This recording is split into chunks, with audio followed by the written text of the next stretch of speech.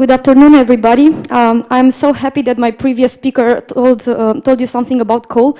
I also love coal, but from a different perspective. So, how many of you wondered about your feelings for science? Or how many of you identify with the typology of scientists fighting all the weapons to obtain something from an experiment? And the answer is simple. I think most of us here feel the same way. Why? Because science gives us a profession not like any others, where it allows you to work, let's say, for 8 hours a day, and then for the remaining 16 hours, you can enjoy life with friends, family, and your hobbies. No, life of a scientist is not like that. It haunts you, it overwhelms you, and once you catch the bug of science, it will never let you go.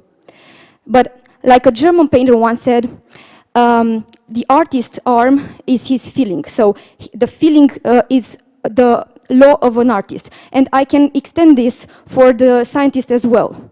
In my case, as an early career researcher, currently under the process of completing my PhD, my work is under the spectrum of what I call scientific romanticism, because I can feel the same kind of emotions and feelings like an artist when I'm discovering something, when I ask myself a question, a scientific question, when I'm reading something, or even when I'm getting inspired by a professor's talk.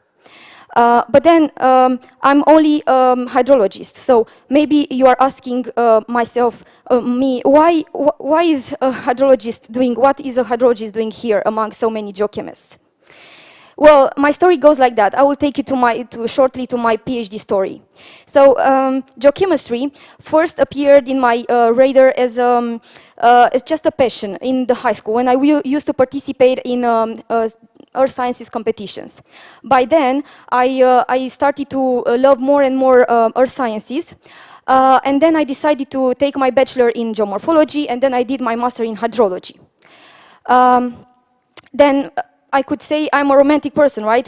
At least in the scientific part, sense of the idea. Because I simply did everything from passion for the earth sciences in general. But then, when I started PhD, everything catapulted me in the realm of chemistry. By the way, subject that I loved at school, but I ignored. So I started my PhD just following a personal proposal of the project, just by a simple curiosity of studying the hydrosedimentary dynamics of a river basin in my home country, Romania. And by that time, my Romanian supervisor and I were aware that actually my thesis will not be something very special, just a typical hydrology thesis, without many technical details, because we didn't have the financial means to do something, let's say, out of the ordinary. But still, in my despair, I started to search challenges, to search international cooperations, just to carry out my project. In the end, I signed a PhD joint supervision with my second coordinator from France, and then I started my real PhD adventure park. Why I'm saying that?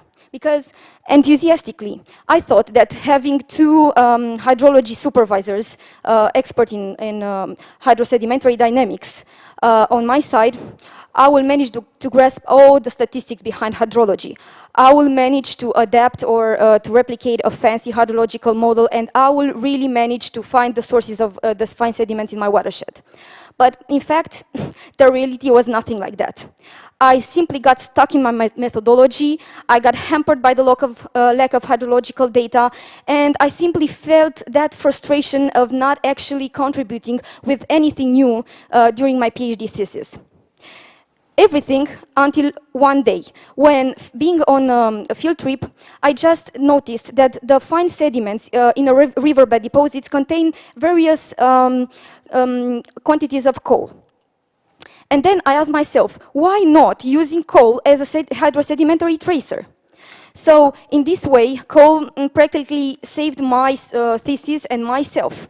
So without a previous lead, we just started to look for an accumulation riverbank, just downstream all the possible hydrosedimentary sources, to find deposits of fine sediments left by the most recent floods. And wow, what we discovered. So beautiful layers.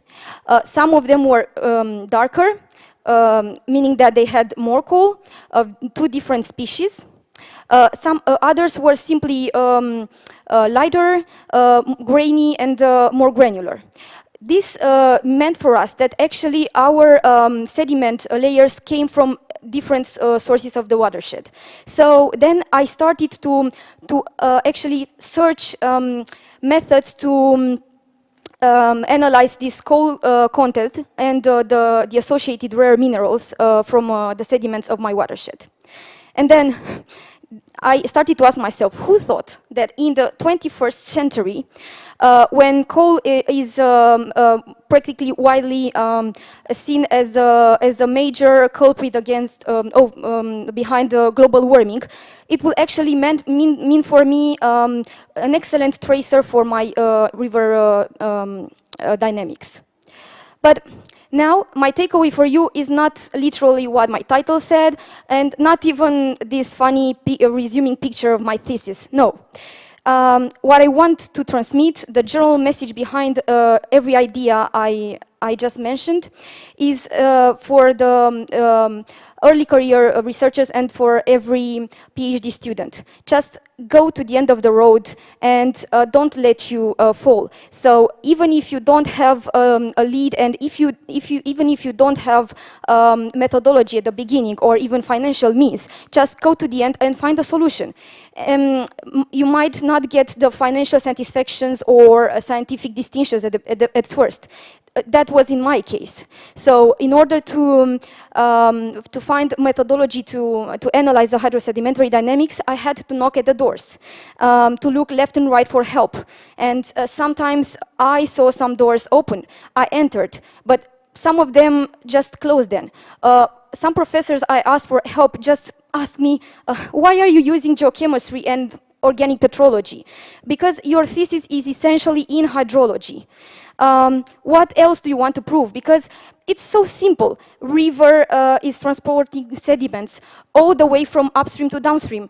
It's the gravitation and the slope. What else do you want to prove? But still, I continued searching, and then I found collaboration outside the university I'm actually working in.